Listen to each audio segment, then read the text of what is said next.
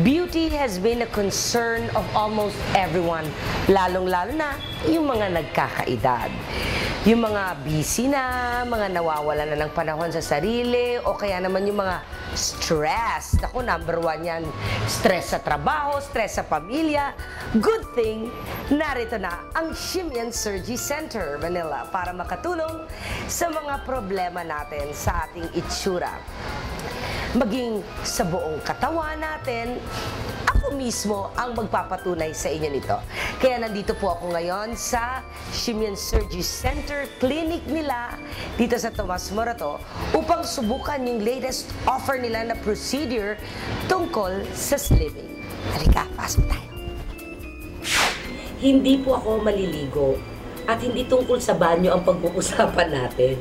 Nakaganito po ako kasi may procedure tayong ipapakita dito sa Shimian Surgery Center. I'm with Doc Ana. Doc? Hello.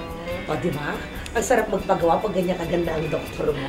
Feeling mo gaganda ka ng todo-todo.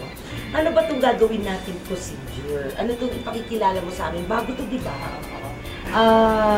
We have this comprehensive slimming program. Kasama dito yung aming ultrasound lipomelt. Okay? Ang maganda dito, it's very safe, okay, non-invasive. This probe will just touch a part of your body, and then, kung makikita nyo, I will demonstrate.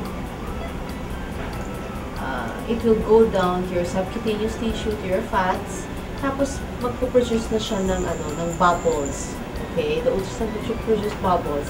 Kapag nag-burst yung bubbles na to, yung fat bubbles, in the process, mag-melt na yung fats kung saan man. Pwede sa arms, sa abdomen, or sa thighs. So for the arms, we have to apply the ultrasound gel. Okay. Yeah.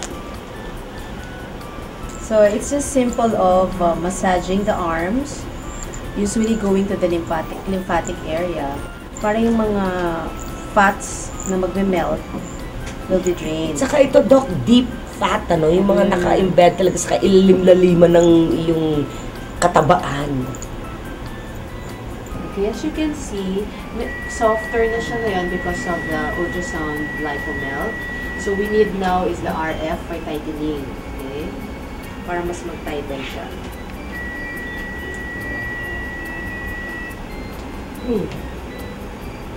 So now you can feel the heat.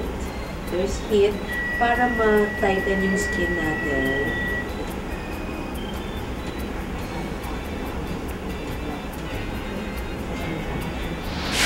Nakita niyo naman, dahil sa galing ng technology ngayon, napakadaling ma-achieve ang beauty na ini-aim natin.